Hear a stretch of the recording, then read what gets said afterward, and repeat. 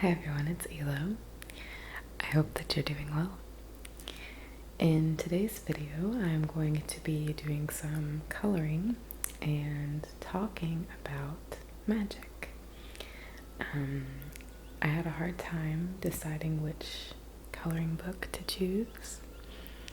A few years ago, I think it was now, it became a huge fad to color as an adult.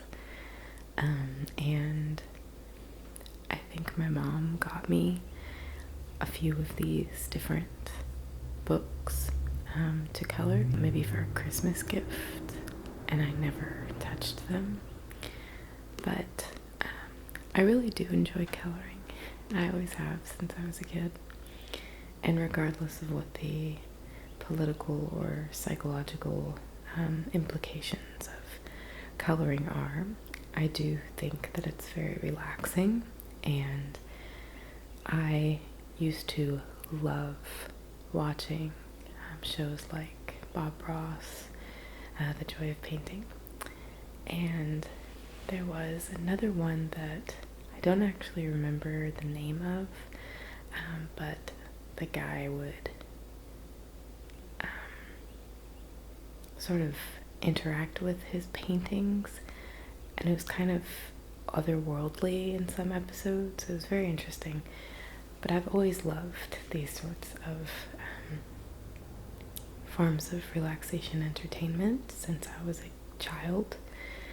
So it's been interesting to see that have a new life, I guess, in the ASMR community. And I thought, I'm feeling so peaceful and happy today. Why not color? And part of my joy, I guess, is coming from the weather starting to change.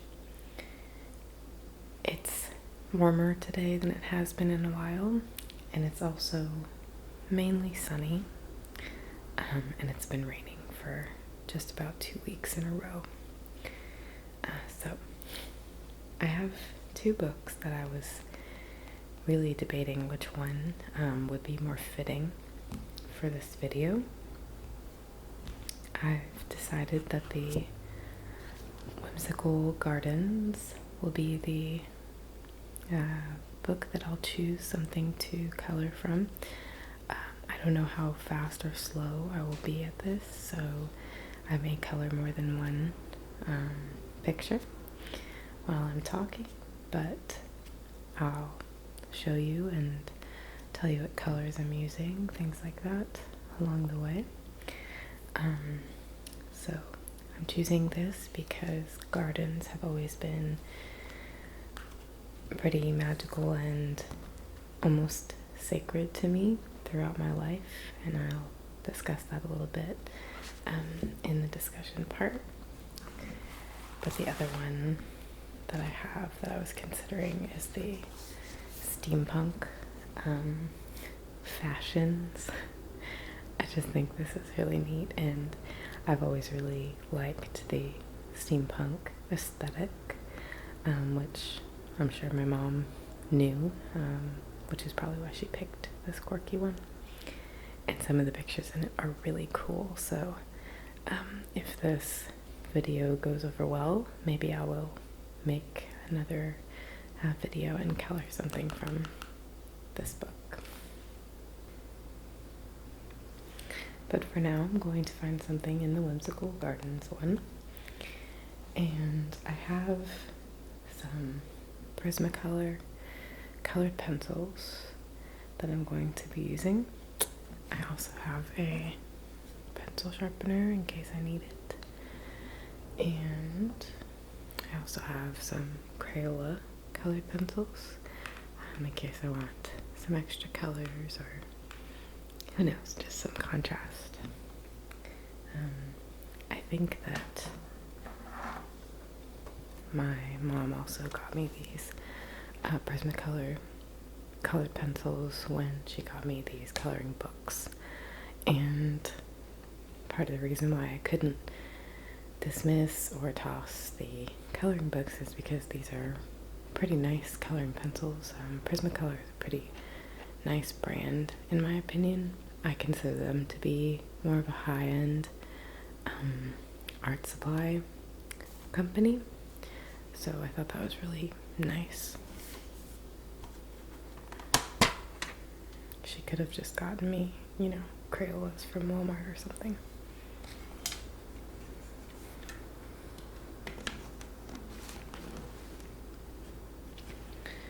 There are quite a few shades in here though. I'm sure I could make a picture just with these. I don't know what I'll do yet, but just getting them all to line up the same way.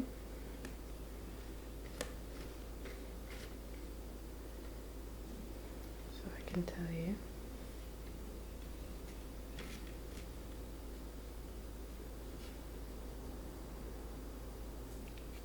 The colors are called black, dark brown, sienna brown, grass green, apple green, true blue, violet blue, violet, crimson red, orange, canary yellow, and white.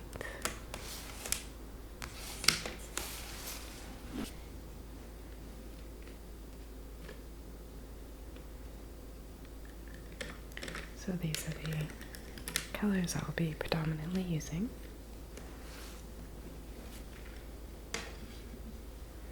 And let's find a picture now.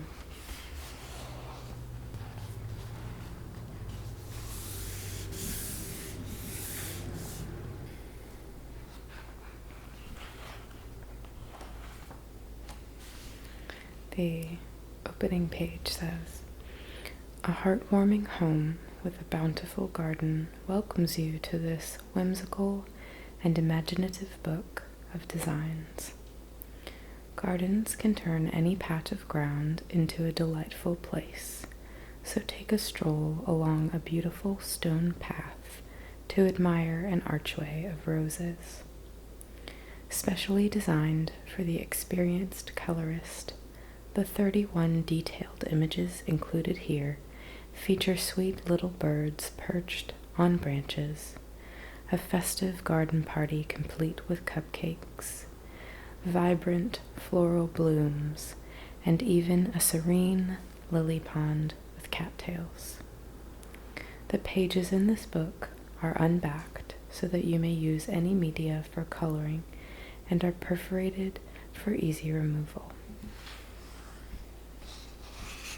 So as you can see, the page is blank on the other side. It's not two-sided, so that if you use like a heavy marker, it doesn't bleed into another picture.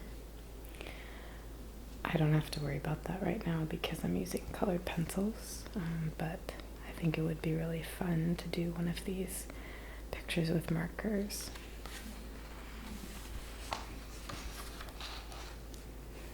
I am not an experienced colorist, I would say, by the way. Maybe in the fact that I've been coloring since I was 3, but not in the sense that I'm an art student or anything of that nature.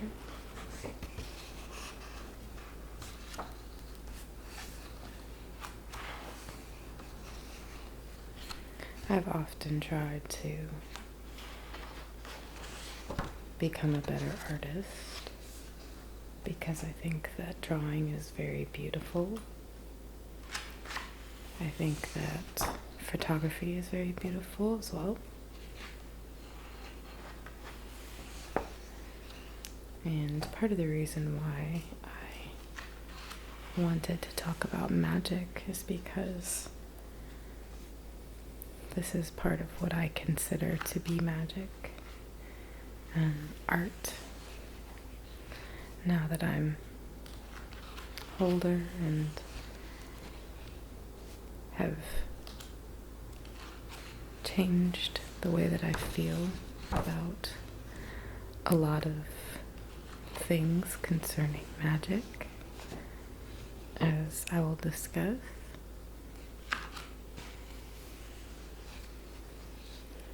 I still feel like magic exists, it's just not exactly what I thought it was.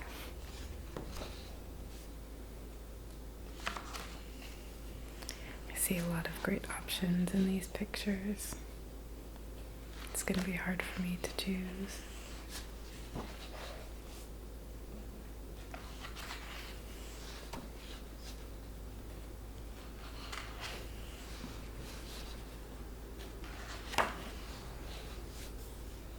Cool umbrellas.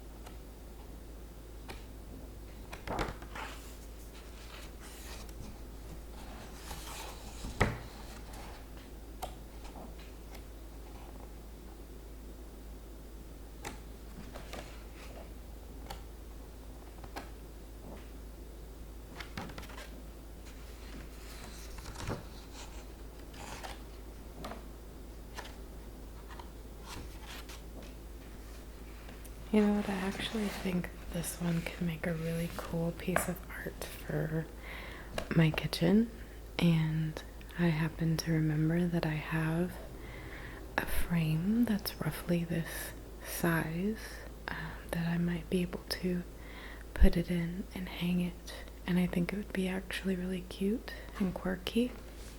So this is the image, and I will adjust the camera later to show the finished product in a better angle. But it's just 4 trees that are bearing different fruits.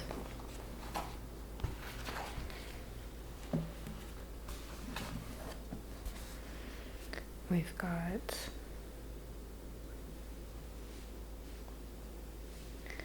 the bottom 2 trees look like they are pear trees, and the top 2 look like they're orange trees. But the interesting part is that the top left and bottom right tree have darker, more gnarled tree trunks, and the bottom left and top right tree have white, clear, clean tree trunks. So I'm not sure what the message is with this, but it seems pretty cool. So I'm just going to get started here coloring.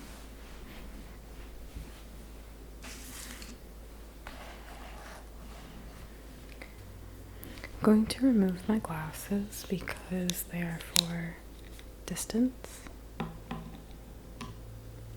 and I'm going to be doing some more up close fine work here, so I don't really need my glasses for that. And now that I'm comfortable, I'm going to consider what colors I'd like to use for this drawing. And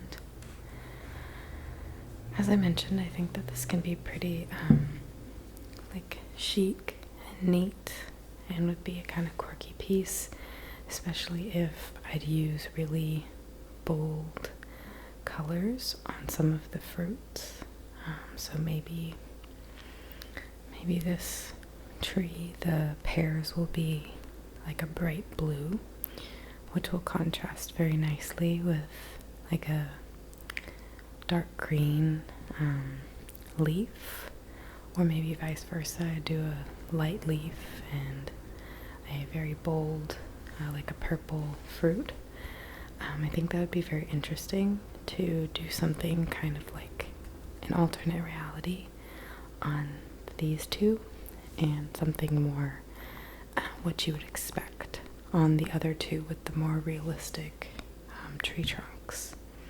So that is going to be my plan. There's also one pear sitting down here. It is the only fruit that is off the trees, so I'm not sure what color I'm going to make this pear yet, but maybe an idea will come to me as I'm going along.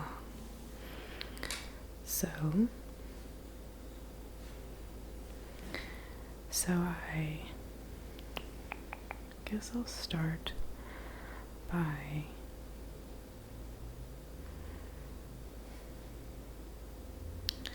coloring in these blue pears, and I have a couple options. I have this color called True Blue, which is quite light and bright. It's very poppy type blue. And I also have this color called Violet Blue, which looks much more in the purple family. I really was hoping for a more violent, darker blue, so I'm going to see what the Crayola pack has.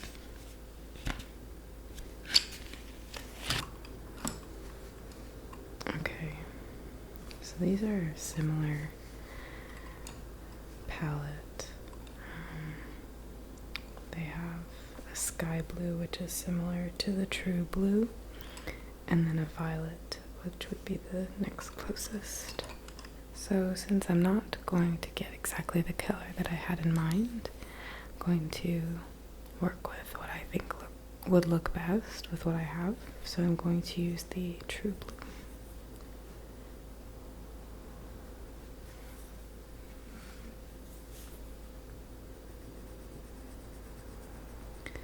So magic is a pretty important or powerful subject for me. I know probably not everyone has the same feelings towards magic that I do, but I kind of feel lucky to have the perspective and have had the experiences that I have, because it has really added an element to my life that I think means a lot to me, or has meant a lot to me, and has given me something to feel good about in times where I didn't have anything else. And it almost reminds me of the way people talk about religion. Just a sense of hope and happiness. So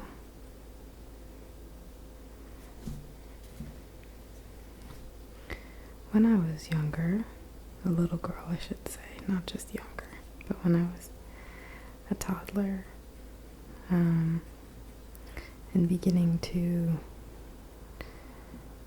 understand and appreciate the concept of life, and watching a lot of movies, learning morals and values.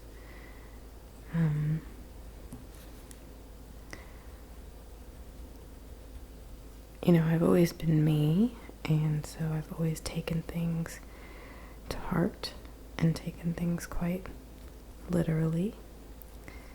And there were a lot of influences in my life when I was young that sort of made me believe or taught me that magic was real and that toys could come to life and that animals have feelings just like humans and cognitive processes. And I love those worlds. Absolutely love them. It's part of the reason why I love reading and why I love certain movies, TV shows, video games. It's because they make magic a reality. And magic is part of what I expected out of life. And I think that's a dangerous way to be raised, in a sense, because nothing's ever really quite enough. No thrill is ever really quite what you're hoping for, I suppose. But I don't think anyone knew how seriously I was taking these movies and stuff. And I don't think that most kids would have come to the conclusions or beliefs that I did. And I think that has something to do with me being an Aspie and having the brain that I do and being so literal. So I'm not saying that this would have been everyone's experience, but my experience was very magical in that sense as a child. And some of my favorite movies were ones in which things that could never really happen happened, such as the Big Rock Candy Mountains. That was one of my favorite movies, and in it there's a magical land, the Big Rock Candy Mountains, where these children can go to when they slide down this slide that they've made, and they kind of ripple a sheet, like a bed sheet, over their head, and they slide down this really long tube, and they end up in the Big Rock Candy Mountains, where there are all these different characters, who are played by grown adults, actually, in costumes. And they teach you lessons and sing songs and have all these very magical experiences, and there's order and organization and the cleanliness of magic, which has always attracted me. So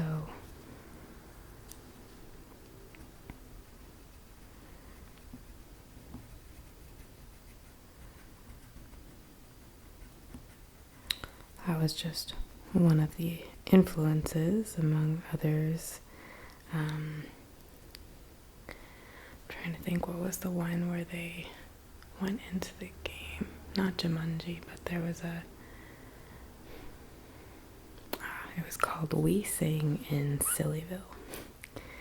And there were a couple other ones that I can remember what happened in certain parts of the films, but not the name of the films, because I was so young.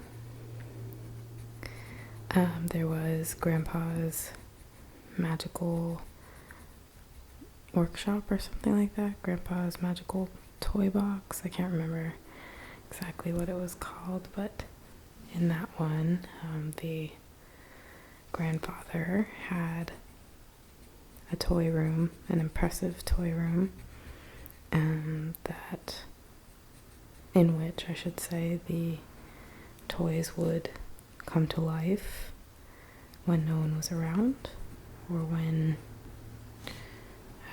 there was some sort of like a magic ceremony, essentially, that you could engage with that world, and these kids had like an adventure in that world with these toys, who were again played by adults in costumes. So you might be able to kind of see how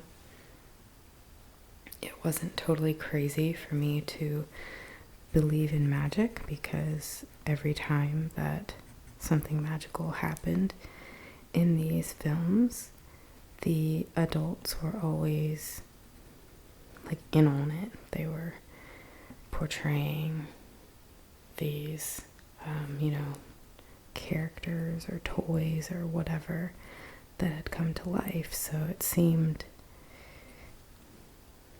legitimate, I guess, for that reason, because why else would an adult agree to do something like that? I don't know. It just seemed for real to me. So I was very cautious growing up, thinking that everything had emotions and, trying to do right by everything, not just every living thing, but everything, because even inanimate objects might have had feelings in my mind. I believed that they could be upset or happy or whatever. So I'm definitely not saying that that's normal, but that's just how things happen to go for me. That's what my upbringing and my brain led me to believe.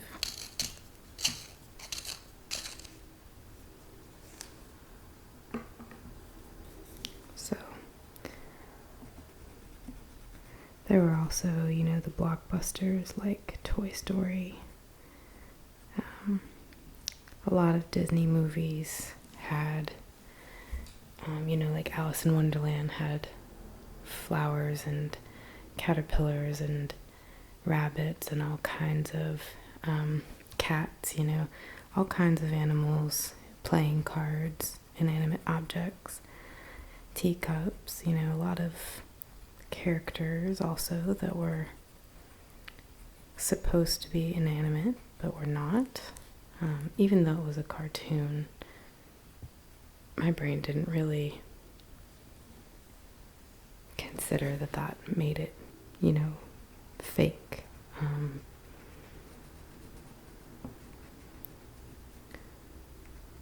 So a lot of the things just continued to build on this idea that, you should be kind to everything, essentially, to all potential life. And I very much lived that way. And, in the mornings before school, when I would wake up too early to get ready or talk to anyone, my parents decided it was okay for me to go on bike rides in the morning instead of, I guess, going into their room and waking them up and bothering them too early for them to wake up. But since I had so much energy and was ready to get up and go, I was allowed to go ride my bike around our neighborhood, which was a very safe and privileged neighborhood when it comes down to it. So I rode my bike around the 4 cul-de-sacs that created, I guess it's cul-de-sac, that created the neighborhood.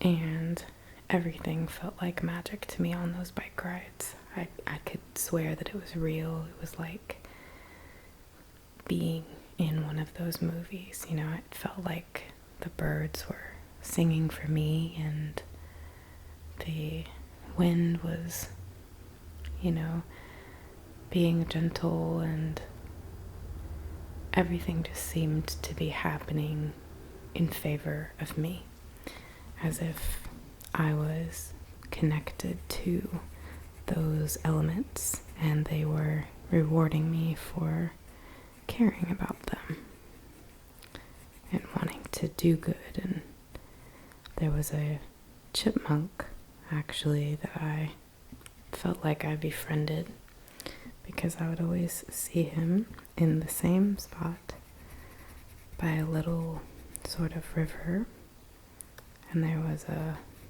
wooden fence, just a small fence, put on the side of the road, probably so, you know, in the off chance that children were playing in the area or something, they would be cautioned to stay away.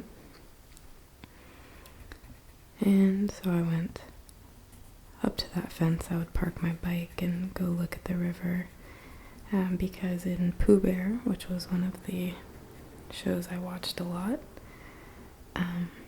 they would play a game called Pooh Sticks, which is when you take a stick or a pine cone or whatnot and drop it on one side of a bridge with running water underneath, a little river, and then go see on the other side who's came out first. It was kind of like a little race, a little game.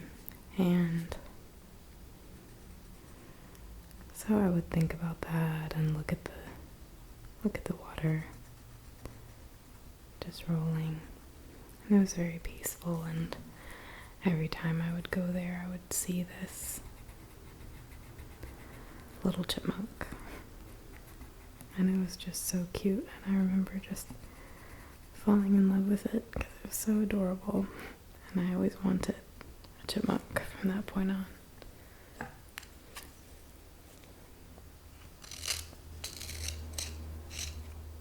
I actually ended up having dwarf hamsters at one point in my life, which is probably the closest that I'll ever get to having a chipmunk. But I do get to see a lot of them because there are a lot of them where I live now. So, as a child, I was kind of a little nature whisperer, I guess. I would ride around my bike and commune with the spirits and the wind and Mother Nature, and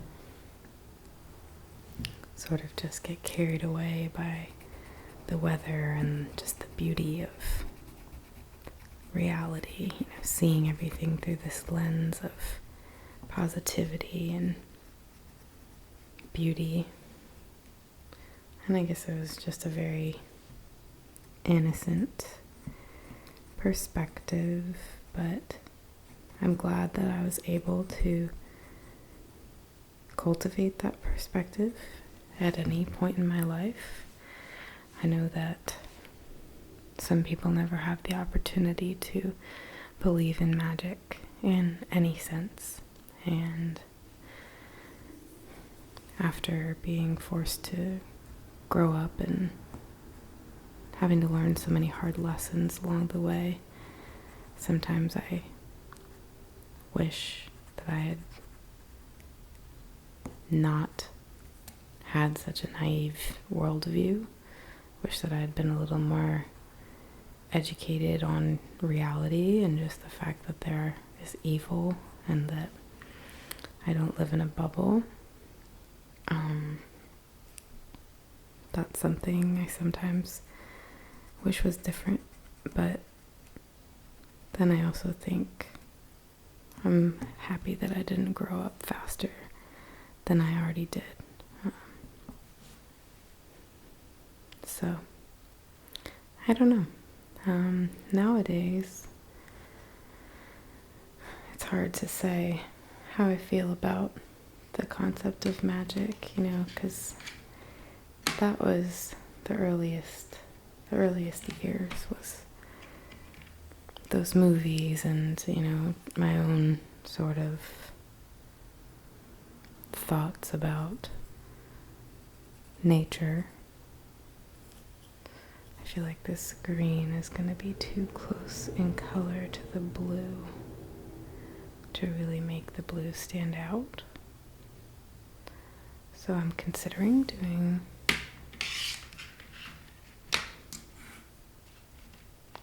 like either a dark, maybe even black. I think black would look really cool, but I don't want to be too emo with it. Let's see.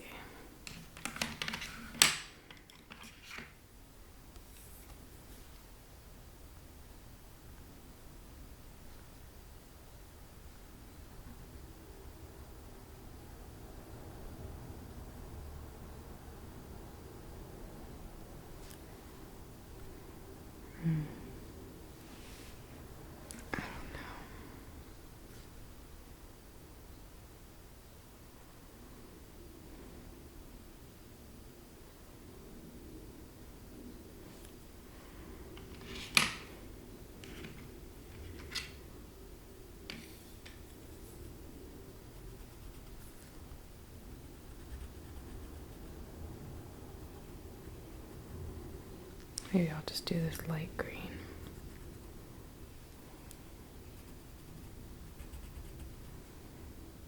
Yeah. Anyway, the shade is called Apple Green, Vert Pomme.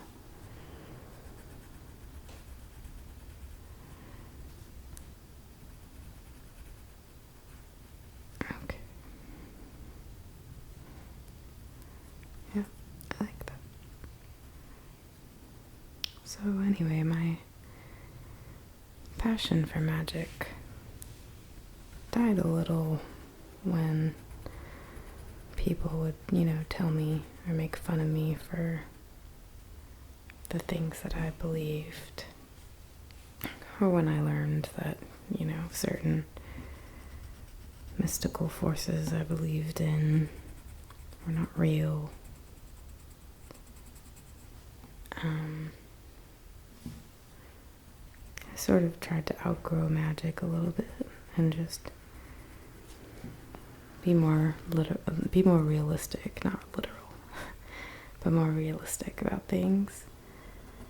And I didn't really get very far with that because when I was in around 4th grade, I think it was, Harry Potter came out. And I was immediately obsessed with that book. And I read the first Harry Potter book on repeat until the second one came out. And then I read the first one, and then the second one, and then the first one, and then the second one, over and over again, until the third one came out. And I would read Harry Potter every single night before bed. This is not an exaggeration. This is 100% really what was happening. I read Harry Potter every single freaking night, and my mom would often buy me other books and try to get me to read other things, and sometimes I would, but before I went to bed every single night, I definitely read Harry Potter, no matter what, even if I read a different book before that. So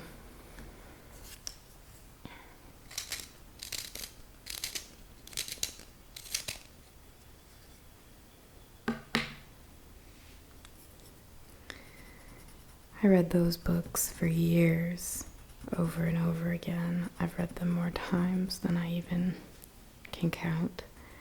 And it's been a while now since I've read them at all. I've since branched out and I read a lot of other stuff, especially because I had to for school and definitely for college. So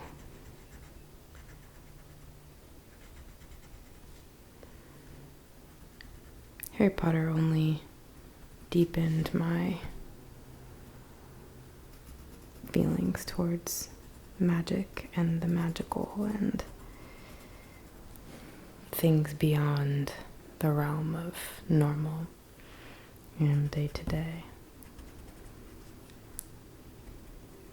Because that's essentially what the whole story was about.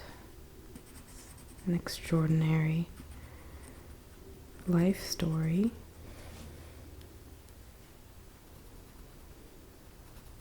for someone who otherwise seemed very ordinary until that point, and I think that's a little bit what we all crave in some ways, is to be revered, different, in a good way, looked up to maybe, or just good at what we try to do, a good person.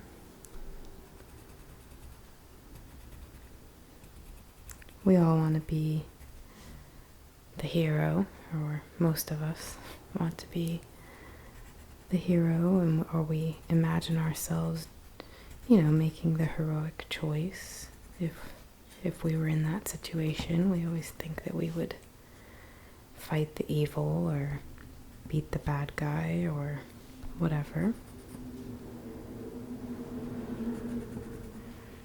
And Harry Potter just took that to like a whole nother level, and it did so with the use of all new kinds of magic that I had never even thought of that much before. I mean, I had read and watched The 10th Kingdom, which has a lot of cool magic in it too, and I watched a lot of cartoons, like Last Airbender, Jackie Chan Adventures, all kinds of, even like Dragon Tales, stuff like that had magic stones or magic chants or whatever. I had all kinds of those influences in my life through TV and also through video games. Like 90% of the media that I consumed on any outlet or through any outlet was magical in some way. I played all kinds of video games, both on floppy disks on the computer and also on handhelds like Sega Genesis, on Dreamcast, on Nintendo 64, all kinds of games that were magic oriented, magic based. It really never stopped for me. I had all kinds of magic related experiences. I'm just gonna darken this one leaf that I had used that darker green color on. I'm gonna make it black because there's at least one other black leaf, and I think I'm gonna add a couple more completely black leaves to make it look less random, more intentional. Okay.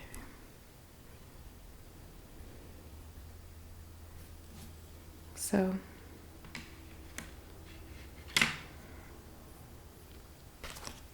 as I was saying, the magic media was all around me from the time that I was very, very young, and I just took it way too seriously, very much to heart, and it really impacted the way that I viewed the world and interacted with people and things, and it gave me a great sense of pride in my belongings.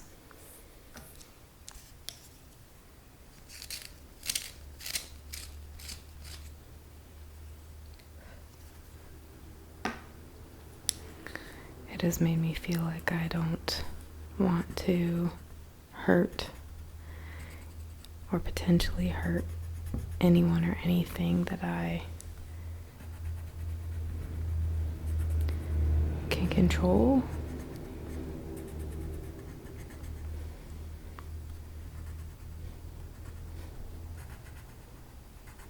So I think there were definitely benefits to it because it made me a very compassionate and empathetic person, but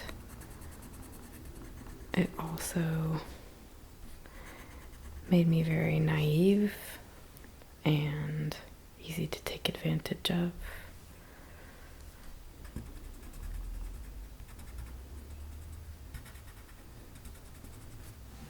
And it made learning lessons a lot harder because I was not prepared at all for reality and heartbreak and the fact that people are mean and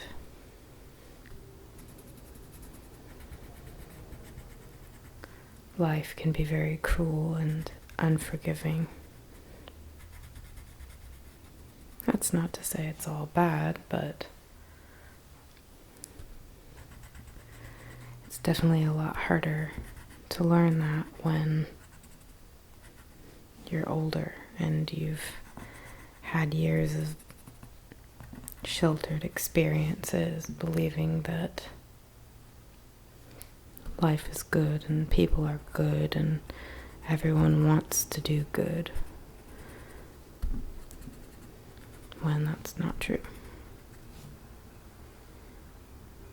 I wish it were true, but it's just not. I think it's very dangerous to teach children, or just to not teach children about evil and differences that certain people have, or just the fact that not everyone is raised to act right, and it's not necessarily their fault, but not everyone's gonna be having your best interests in mind.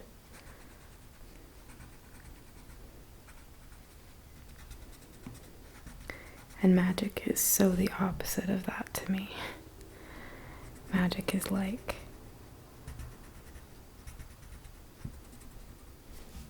the way you wish things were.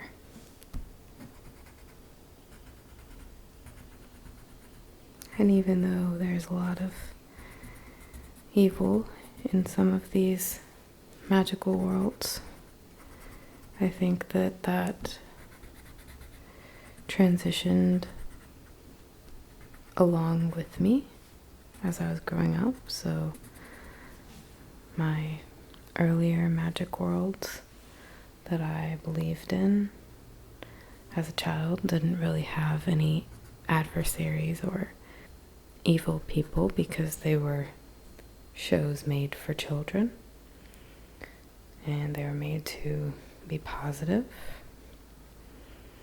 I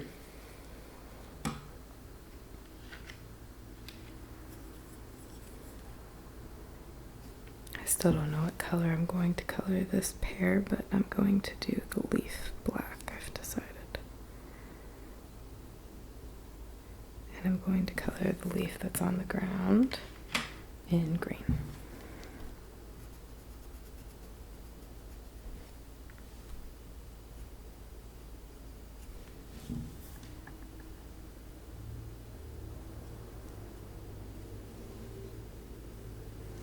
I will do the tree trunk in sienna brown, which is a light brown.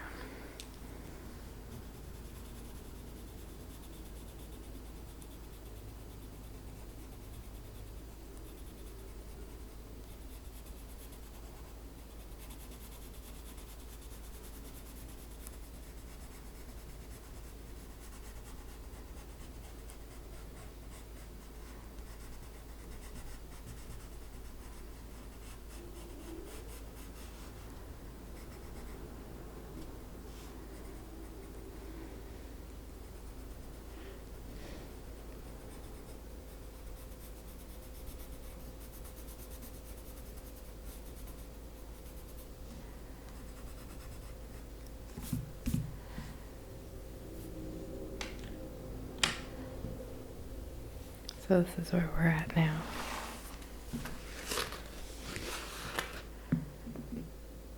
Got one tree colored in.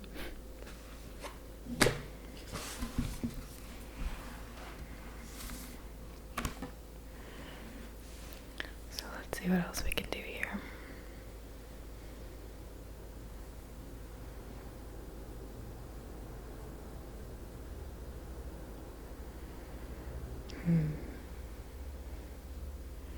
I definitely want to do these in like a bright purple.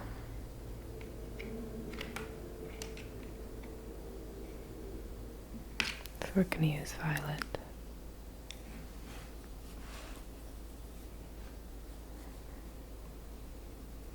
And this one I think I'm going to put my glasses back on because sitting back here so I can talk into the microphone puts me at a bit of a distance from this picture. Can't exactly see where I'm coloring in, so this will be helpful.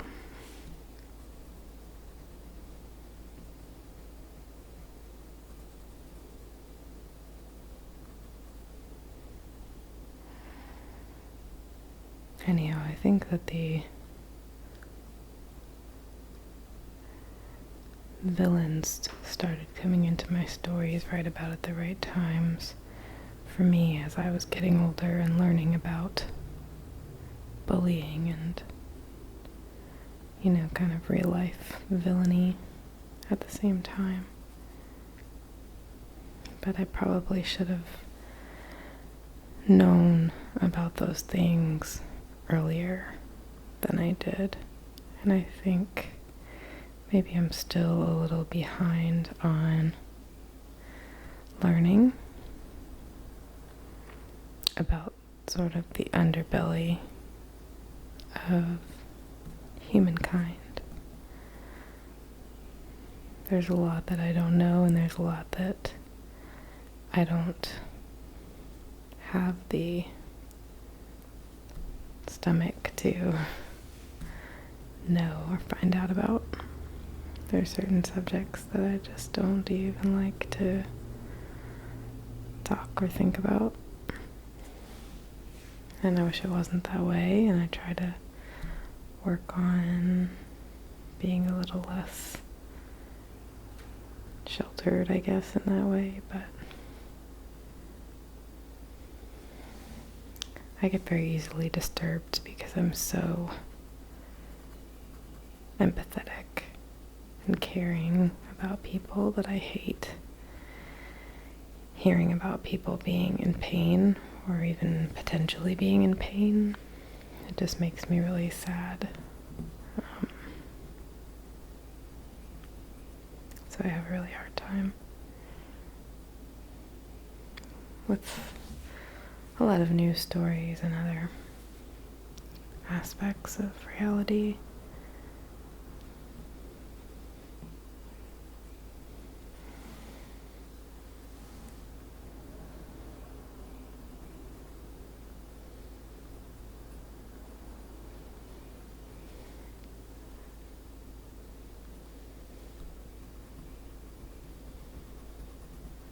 So as I was kind of saying at the beginning of the video,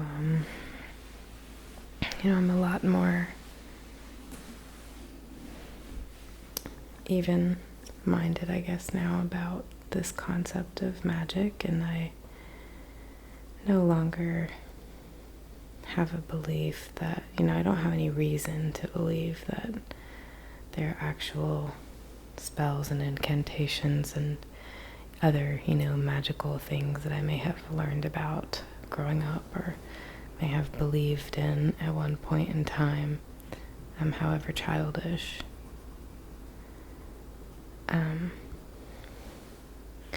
But I've kind of been able to retain that feeling of nature being magical, and I can still sort of get the same feeling that I used to get when I was a kid.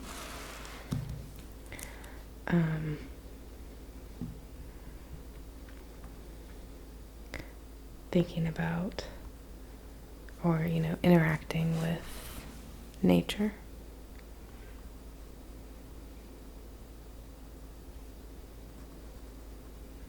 One of the things that helps me with those feelings is riding my bike.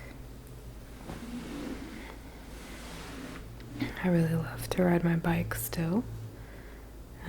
As I said, I did when I was a child too. I loved to ride around and just look at all the beautiful flowers and trees and smell all the amazing smells, like, fresh cut grass and all the different flowers. And there was one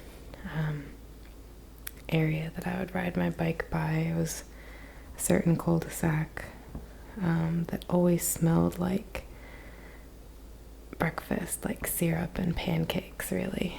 And I just loved that, and it was just so beautiful.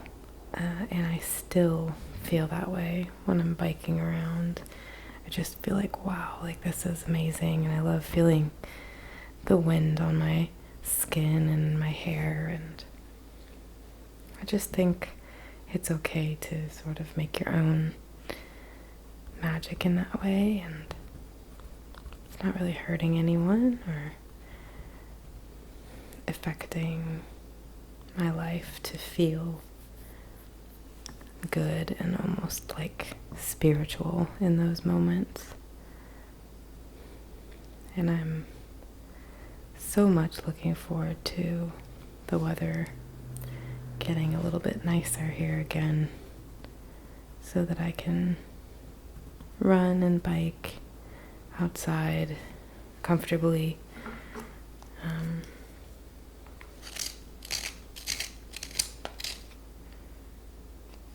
Or really just without being cold, because eventually it's going to get really hot here and it's not going to be technically comfortable, but it'll still be good.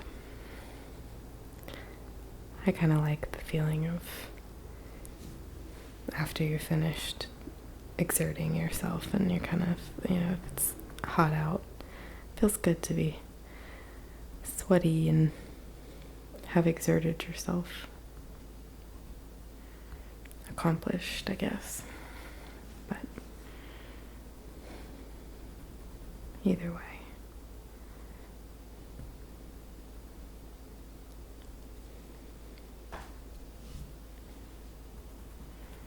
I'm also still a big fan of playing video games. I love learning about the magic in those video games, which is part of why I love reading the World of Warcraft lore books.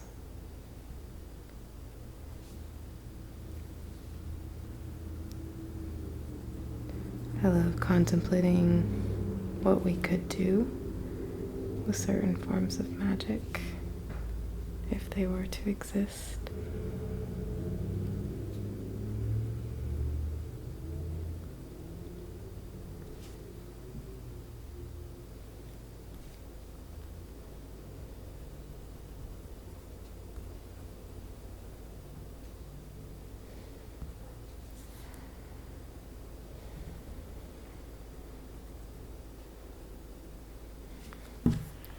And as I mentioned, gardens are one of the other places where I feel that magic outside of just nature and being on my bicycle.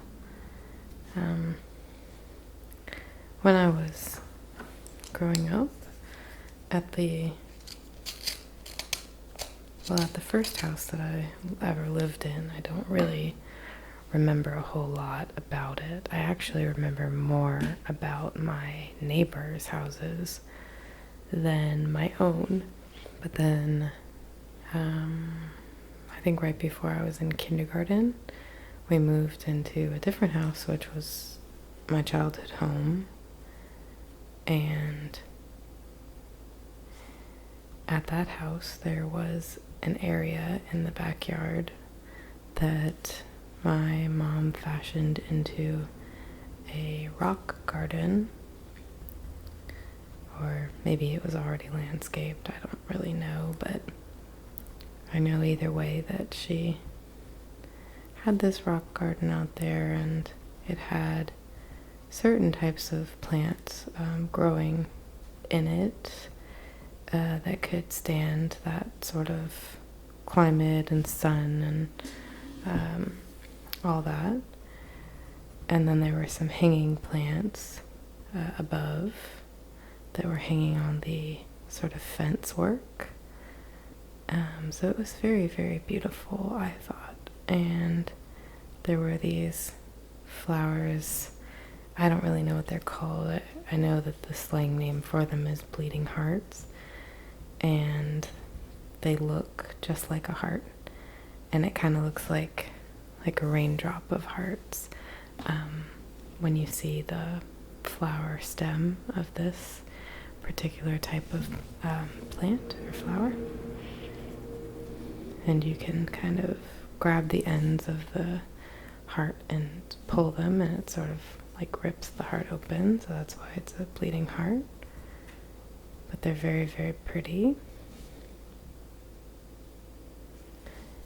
And I just loved that garden, and my mom often had me be the one to water the plants.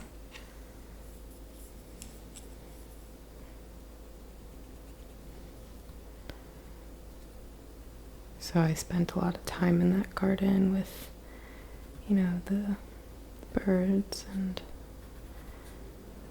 all the other insects, ladybugs and whatever. And I spent so much time watering that I became a responsible little trustworthy flower waterer. And I ended up getting a sort of part-time gig, watering the beautiful flower garden of the neighbors across the street, they were an older couple, and probably in their 60s. And at the time, my parents were probably in their maybe early 40s, I would say. And so I got to, whenever they would go out of town, which was actually pretty often, I got to go and water their garden like twice a day.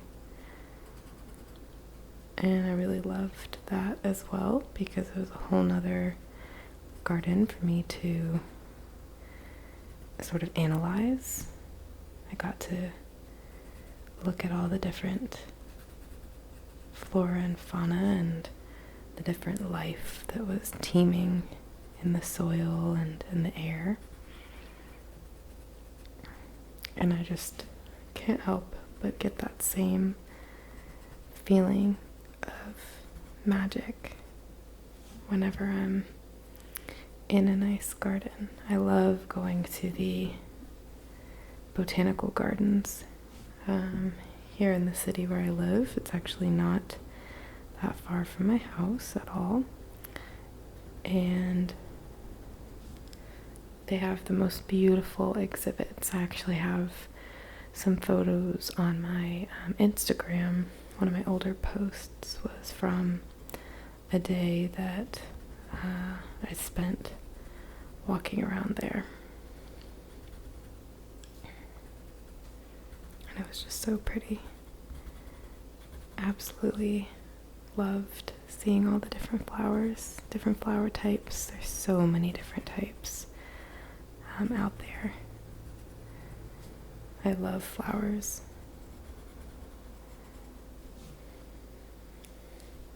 And really, trees are incredibly cool and fascinating too, I think.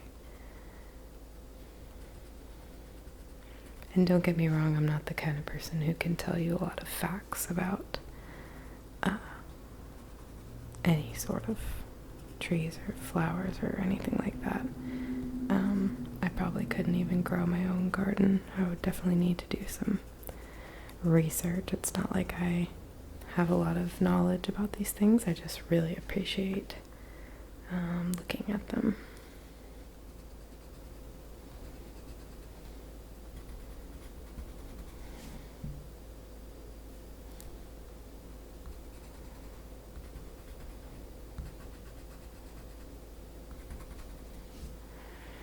My love for gardens definitely increased as well when I read the book Secret Garden, which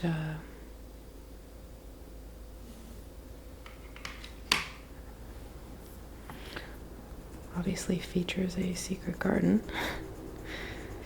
The garden is kind of a centerpiece for that magic and wonder and mystery, and so that definitely fueled my feelings again. So I've kind of just had a history of being egged on towards these different feelings that I've had about magic or magical mediums. And in terms of where I feel like I am today, like I said, I don't really still believe in the concept of magic in the sense that, like, my furniture and, I don't know, my Funko Pops or something like that. I don't think that those are getting up and moving around and hanging out when I'm not home. I don't have those kind of beliefs in me anymore. But I do think that there's a very sort of obvious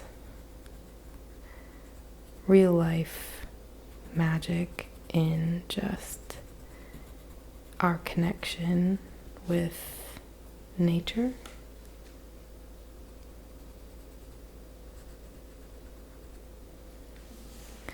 And I think it can be hard to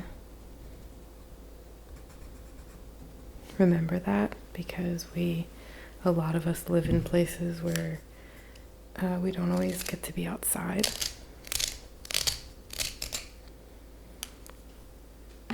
It's not always an option to touch feet to the ground or to smell a flower. There can be long periods of staying mostly inside. And I just don't think that human beings are meant for that.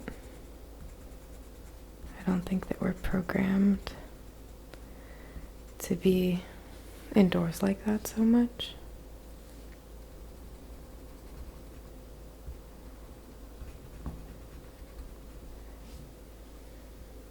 I don't really think animals are either, but that's another topic altogether, I guess. I don't know.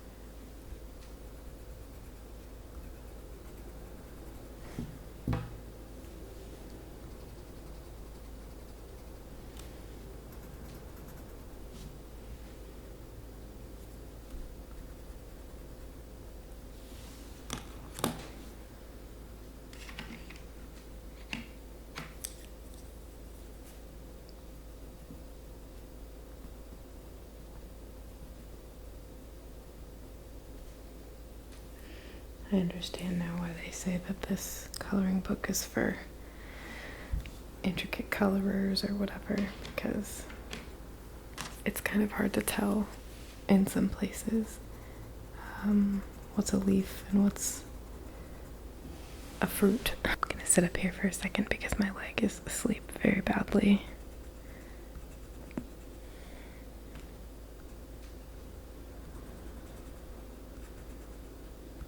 This might be a better angle to color the other ones at anyhow, so we'll see how this works out please forgive me for being in sweatpants. I almost always am during the colder months of the year. I rarely wear anything outside of sweatpants when I'm home. I'll put on jeans or whatever I need to go out. And of course now I have a uniform at work, so I wear black pants most days. I think that's all the more reason why I like to wear sweatpants when I'm home. It's just incredibly comfortable, and I like to reward myself with as much comfort as possible whenever I can, to make up for all the times that I'm very uncomfortable.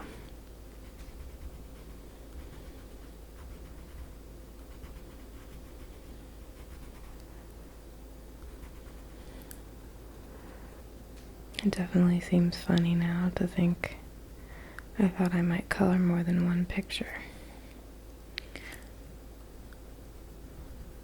It has taken me quite long just to get this far with this one picture, which is very simple. It's a very simple picture. I'm glad I didn't pick something more intricate.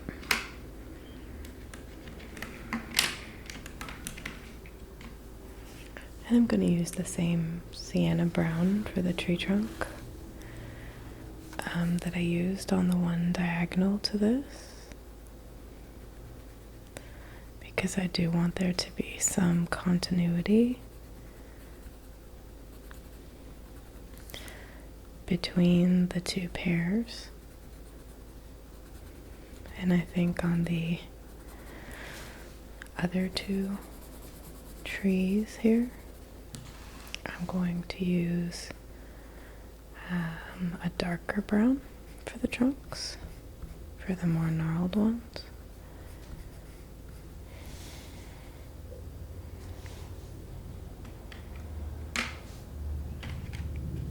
So let's go ahead and put dark brown on our other tree trunks here, and I'm just gonna color in some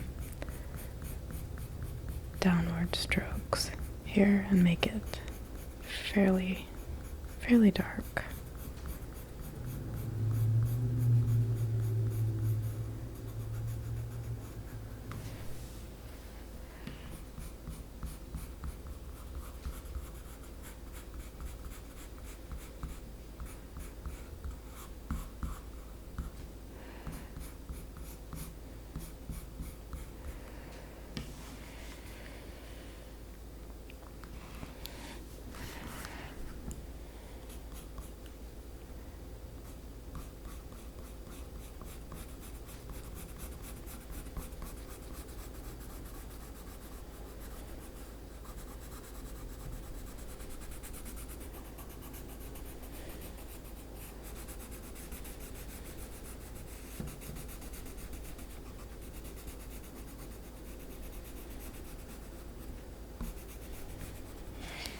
Okay.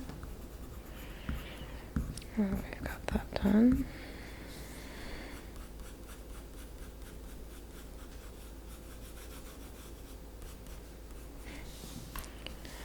Also going to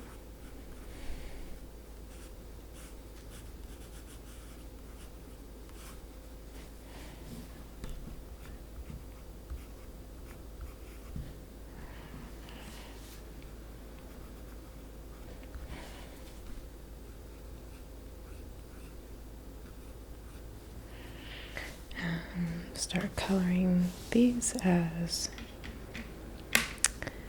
more normal shades. So I'm going to be doing the pears on this tree in probably yellow and green, and I'm going to do the oranges in orange on the top left.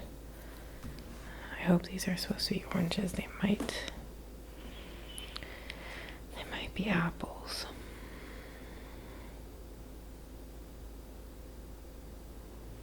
And I'm not sure if I would prefer orange or red for this one, so I'm going to do that last. I'm going to start by doing some yellow pears down here. Seeing how I feel about that.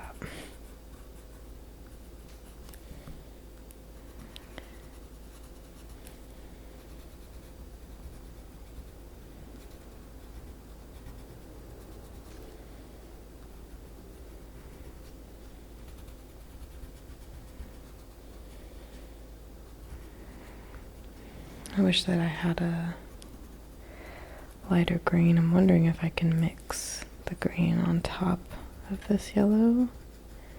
I doubt it because it's a colored pencil, but this is a very lemon yellow.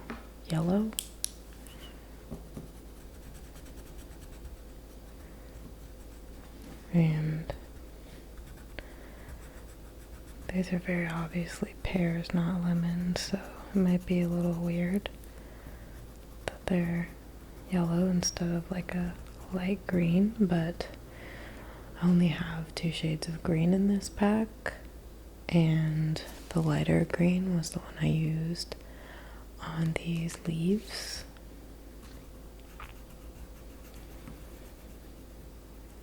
And it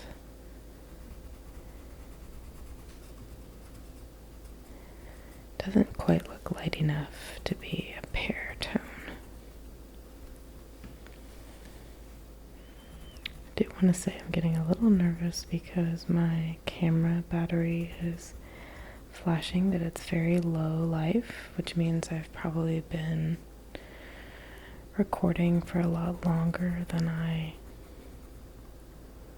thought I was. And I definitely don't want to bore you or run out of time here with filming. So I think what I'm going to do is wrap up the discussion and sharing of the process of this for now, so that my camera can hold everything and I don't have to wait for it to recharge to film again, because I really want to get you all these videos in time and not be so late. So what I'm going to do is take a picture of the final product when I am finished here, and I will add it to the end of this video in a blank space as I fade out coloring here to show you how this ended up. And I hope that it will make you feel a little bit of the magic that I've been discussing and thinking on and feeling myself here today talking to you. So I hope that you are feeling happy and healthy and are getting ready to have a magical sleep or magical day ahead of you. And I will be very pleased to share this finished product with you, to get your thoughts about the coloring style video. And I will see you hopefully in my next video.